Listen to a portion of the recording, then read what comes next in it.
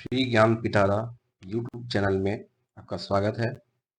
आज फिर प्रश्नों के साथ में शुरुआत करेंगे और उससे पहले आप लोग फिर से लाइक करें, सब्सक्राइब करें और शेयर जरूर करें ताकि ज़्यादा से ज़्यादा लोगों तक पहुँचे, आगे बढ़े ये सब प्रश्न और आपको एग्ज़ाम में ये सब चीज़ें देखने को मिल सकें। ठीक है, प्रश्न जब तक आगे नहीं बढ़ेंगे तो आपको प्रश्न देखने को शायद ना मिले। बाकी ये सब जो प्रश्न है ये सेंट्रल के जितने भी एग्ज़ाम हैं या फिर स्टेट के जितने भी एग्ज़ाम हैं उनमें आया हुआ प्रश्न है और कुछ नए चीज़ों के साथ में भी आगे बढ़ेंगे, तो आप लोग इसको बिल्कुल शेयर जरूर करें।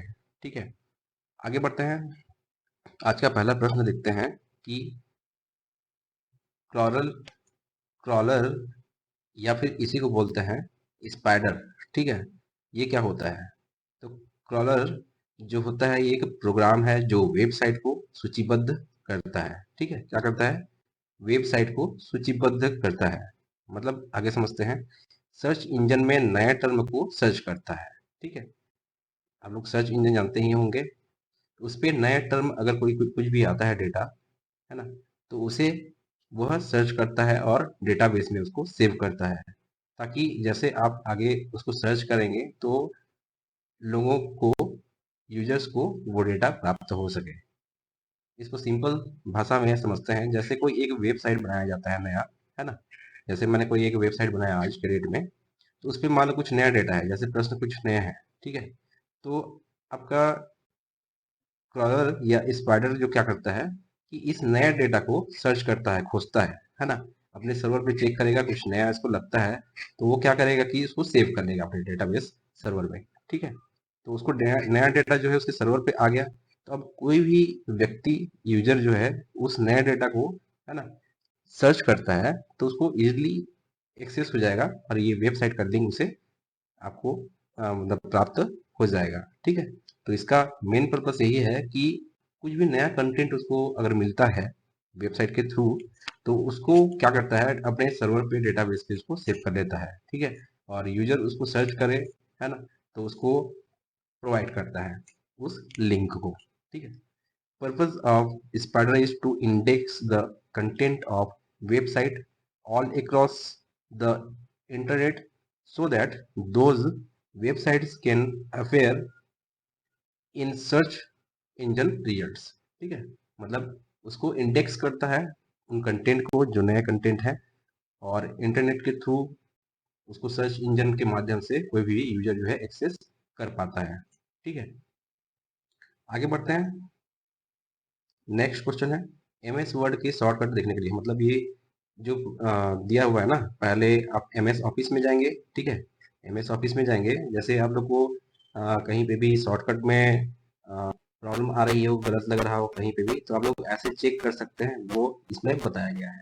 ठीक है, आप लोग पूरे शॉर्टकट को एक ही बार में आप चेक कर सकते हैं, उसमें देख सकते हैं। ठीक है, तो आप लोग एमएस वर्ड में व्यू पे जाएंगे, फिर माइक्रोज सर्च करेंगे मेनू पे, व्यूज, व्यू माइक्रोज, फिर माइक्रो इन में वर्ड कमांड को सेलेक्ट करेंगे और उसके बाद ऊपर में एक लिस्ट होगा कमांड करके, है ना, उसको सेलेक्ट कर लेंगे। ठीक है, मतलब आपको एक पेज दिखाई देगा, पॉपअप विंडो, है ना, उस पे वर्ड कमांड को सेलेक्ट कर लेंगे और फिर लिस्ट कमांड को सेलेक्ट कर लेंगे, फिर ओके करेंगे, तो आपको पूरा शॉर्टकट लिस्ट जो है आपको दिख जाएगा एमएस वर्ड का। ठीक है, तो इसको अच्छे से स्क्रीनशॉट ले लें या देख के आप लोग कंप्यूटर पे ट्राई करें, और जिस वर्जन का है उसके हिसाब से बताएगा, है ना। तो यहाँ पे एमएस वर्ड का शॉर्टकट देखने का ये प्रोसेस था।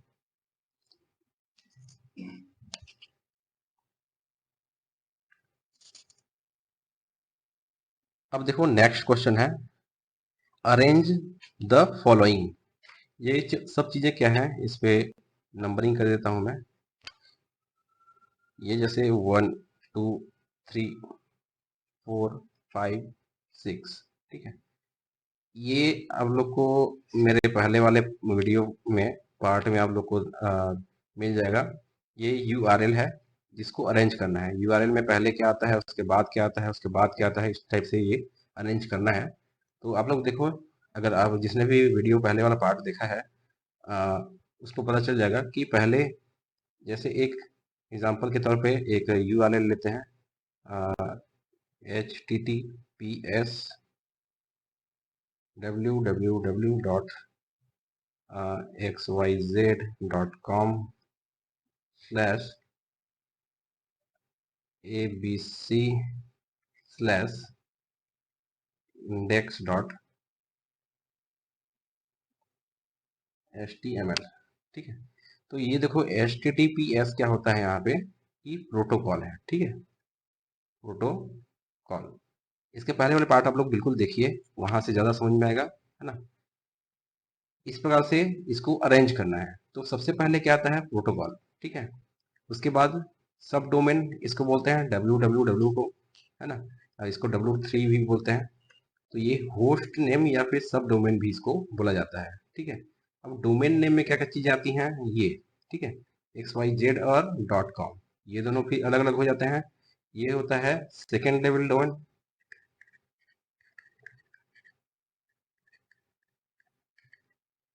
और ये टॉप लेवल डोमेन। ठीक है, या फिर इसी को बोलते हैं मेन डोमेन।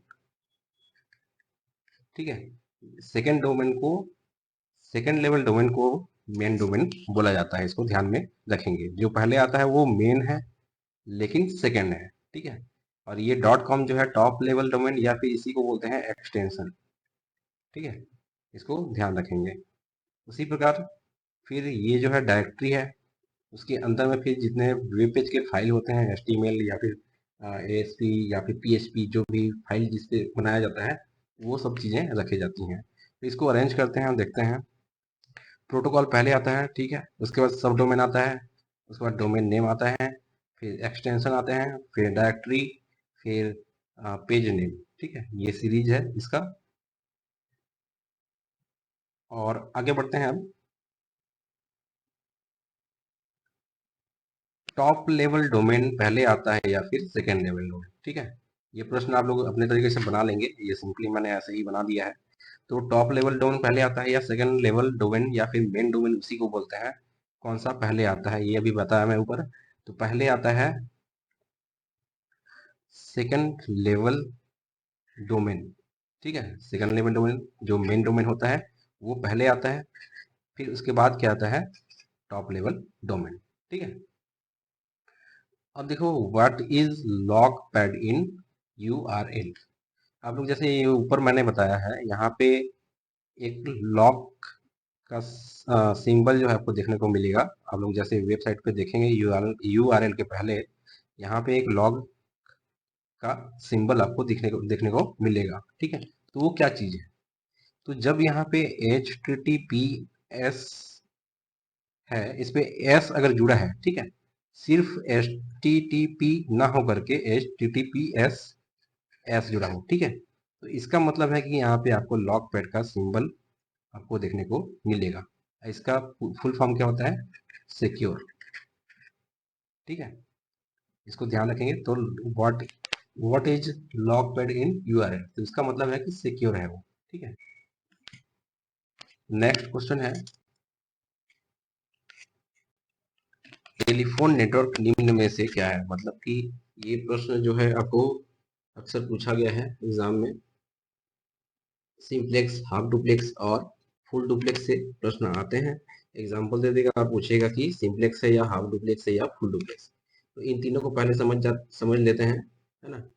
तो सिंपलेक्स क्या होता है कि जैसे कोई व्यक्ति जो है पहले एक इंफॉर्मेशन या एक कह सकते हैं इनपुट देता है, ट्रांसमिट करता है, ठीक है, और एक रिसीवर होता है ना, उसको भेजता है। तो अगर ये भेज रहा है, मतलब इसमें केवल इनपुट दे सकते हैं। ठीक है, एग्जाम्पल के तौर पे कीबोर्ड। ठीक है, या तो इनपुट दे सकते हैं या फिर केवल आउटपुट मिलेगा, दोनों नहीं। ठीक है, इनपुट केवल इसमें प्राप्त होता है कीबोर्ड से। वैसे ही मॉनिटर क्या हो गया, ट्रेडिशनल जो मॉनिटर होते हैं, ये भी केवल आपको आउटपुट देता है। ठीक है, ये केवल और केवल इनपुट देगा आपको, लेगा और ये आपको आउटपुट देगा, मतलब ये सिंप्लेक्स हो गया। वैसे ही समझते हैं कि हाफ डुप्लेक्स और फुल डुप्लेक्स क्या होते हैं।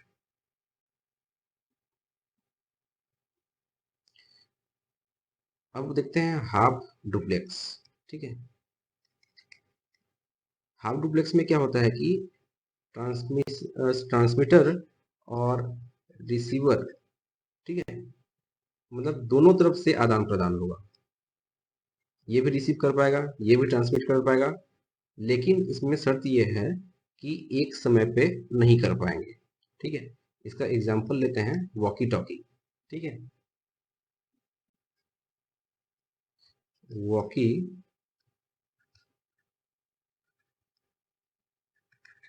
वॉकी टॉकी आप लोग देखे होंगे।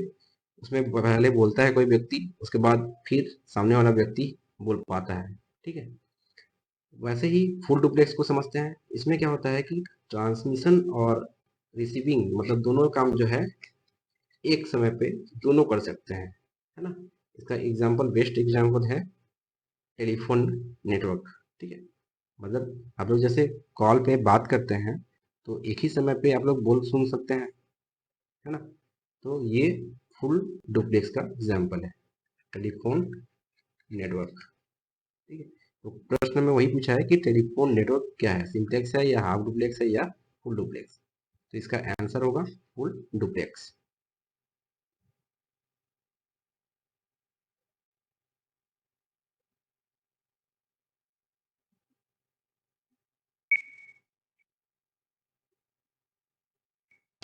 वैसे ही टेलीफोन नेटवर्क का प्रश्न था वो।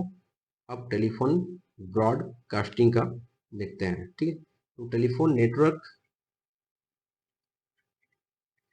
वो क्या है, फुल डुप्लेक्स। ठीक है, जबकि टेलीफोन ब्रॉडकास्टिंग जो है वो हाफ डुप्लेक्स है। ठीक है, इस चीज को ध्यान रखेंगे, इससे प्रश्न बनते हैं, कंफ्यूजन थोड़ा सा होता है। टेलीफोन नेटवर्क मतलब जो मोबाइल हो गया, टेलीफोन मोबाइल हो गया, है ना, लैंडलाइन हो गया, वो फुल डुप्लेक्स होता है। और टेलीफोन ब्रॉडकास्टिंग जो है वो हाफ डुप्लेक्स है। नेक्स्ट है क्वेश्चन, डेटा ट्रांसमिशन के स्पीड को मेजर करने में प्रयोग होने वाले यूनिट या इकाई क्या है। ठीक है, डेटा ट्रांसमिशन के स्पीड को मेजर मेजर करने में प्रयोग होने वाली इकाई, तो बीट पर सेकेंड या बाइट पर सेकेंड, इन दोनों तरीकों से स्पीड को मेजर किया जाता है। ठीक है, तो इसका आंसर होगा both A and B. Next है क्वेश्चन, बीट और बाउड में क्या अंतर है। ठीक है, तो बीट रेट और बाउड रेट क्या होता है उसको समझ लेते हैं। The bit rate refers to the total bits transmitted in 1 second, मतलब 1 सेकेंड में कितने टोटल कितने बीट ट्रांसमिट हुए हैं, वो होता है बीट रेट, है ना। अब बीट क्या होते हैं, 0 या 1। ठीक है, वैसे ही बाउड रेट क्या होता है, ये total number of signal units transmitted in 1 second, 1 second में कितने सिग्नल यूनिट जो है ट्रांसमिट हुए हैं, वो बीट रेट होता है। ठीक है, और baud rate is equal to bit rate. ठीक है, इसको भी ध्यान रखेंगे, दोनों इक्वल होते हैं। इसके बाद देखते हैं बिग आयरन कंप्यूटर किसको बोला जाता है।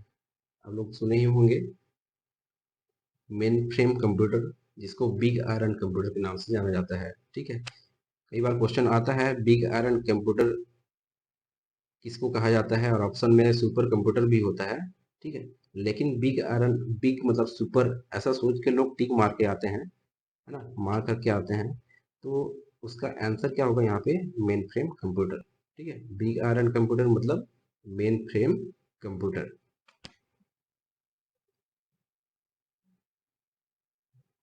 ये प्रश्न सभी आए हुए हैं किसी न किसी एग्जाम में। नेक्स्ट है ब्लूटूथ क्या यूज करता है, कौन सा सिग्नल यूज करता है, रेडियो सिग्नल। ठीक है, इसको भी ध्यान रखेंगे। ब्लूटूथ रेडियो सिग्नल यूज करता है। इंफ्रारेड रेडिएशन, आईआर जिसको बोलते हैं, इंफ्रारेड, बहुत पहले मोबाइल पे आता था ये, है ना। तो ये क्या यूज करता है, इलेक्ट्रोमैग्नेटिक रेडिएशन। ठीक है, पहले मोबाइल आया करता था जिसपे ब्लूटूथ वगैरह नहीं होते थे, तो उसमें इंफ्रारेड हुआ करता था, है ना। तो दो मोबाइल को एकदम पास में ऐसे जोड़ा जाता था, है ना। दूरी बहुत कम रखनी पड़ती थी इसकी, और डेटा ट्रांसमिट किया जाता था इससे। ठीक है, ब्लूटूथ में क्या है, इसका दूरी जो है ज़्यादा रख सकते हैं इसका, है ना। दूर से भी हम लोग भेज सकते हैं, लेकिन इंफ्रारेड में बहुत पास से ही भेजा जा सकता था। इसको याद रखेंगे, Bluetooth radio signal, infrared radiation, electromagnetic radiation. ठीक है, अब देखो नेक्स्ट क्वेश्चन है, to open on screen keyboard, है ना। मतलब जैसे कीबोर्ड आपका खराब हो गया है, या फिर कुछ बटन खराब हो गए हैं, आप यूज नहीं कर पा रहे हैं, तो आपको स्क्रीन पे ही, है ना, माउस के थ्रू आप लोग क्लिक कर करके कीबोर्ड का यूज कर सकते हैं। उसको लाने के लिए क्या यूज करना है, क्या वो शॉर्टकट की है, तो उसके लिए शॉर्टकट की है control plus window plus O, है ना। एक बार मैं करके दिखाता हूँ आपको।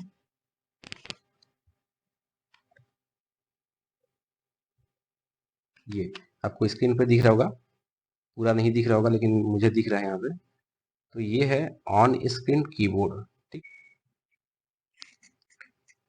नेक्स्ट क्वेश्चन है, इंटरनेट पर फ्लेमिंग शब्द का प्रयोग किस लिए किया जाता है। ये प्रश्न भी आया हुआ है।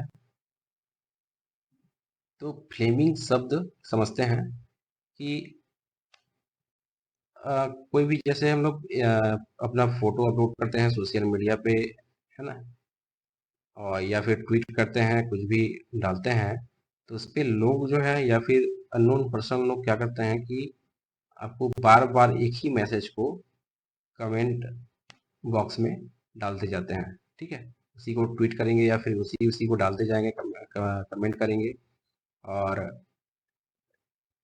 इंसल्ट करेंगे, आपको गाली देंगे, है ना, वल्गर शब्दों का प्रयोग करेंगे, है ना, किसी भी ऑनलाइन प्लेटफॉर्म में, चाहे वो सोशल मीडिया हो, है ना।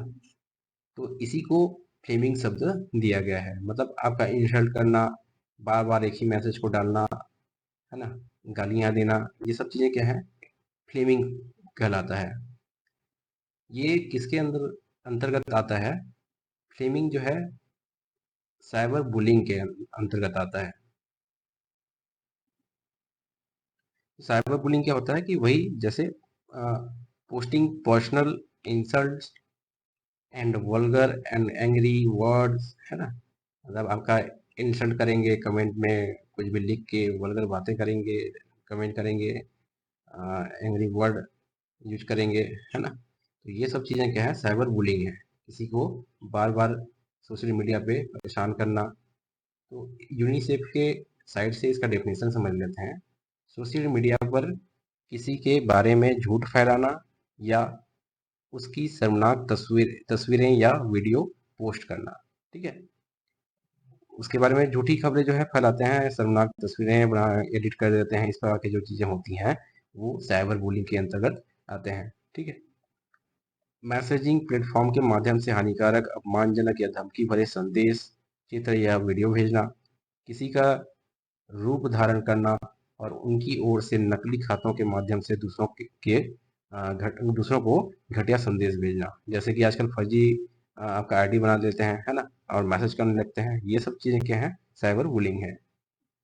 वैसे ही एक नेक्स्ट क्वेश्चन है कि साइबर ग्रूमिंग क्या है। ठीक है, वो साइबर बुलिंग था, ये साइबर ग्रूमिंग है। तो साइबर ग्रूमिंग बच्चों और किशोरों के माध्यम से आने वाले प्रमुख साइबर खतरों में से एक है, जो लगातार बढ़ता जा रहा है। ठीक है, यह एक ऐसी प्रथा है जहां कोई व्यक्ति यौन शोषण के लिए उनका विश्वास हासिल करने के उद्देश्य से सोशल मीडिया या मैसेजिंग प्लेटफॉर्म के माध्यम से दोस्ती करता है ना, उसे बातें करता है। फिर क्या होता है इससे कि दोस्ती करने लगते हैं, उसके बाद आपका फ़ोटो लेंगे, उसको एडिट करेंगे, फिर आपके किसी फैमिली मेंबर को भेजेंगे, आप ब्लैकमेलिंग करेंगे। ये सब चीज़ें क्या है? साइबर बुलिंग है, ठीक है? तो साइबर साइबर ग्रूमिंग है ये, सॉरी। और साइबर बुलिंग में क्या होता है कि इसमें आपको कमेंट करेंगे, गंदी गालियाँ देंगे, है ना? तो इसका नुकसान क्या है साइबर ग्रूमिंग का? फ़ोटो एडिट करना, गलत इस्तेमाल करना उसका, चैट आदि को परिवार के किसी सदस्य को भेजना और ब्लैकमेलिंग करना। ये साइबर ग्रूमिंग है, ठीक है? मतलब ये साइबर ग्रूमिंग जो है किशोरों, बच्चों में देखने को मिलता है। ये साइबर खतरा है जो कि बच्चों और किशोरों में देखने को मिल रहा है, ठीक है?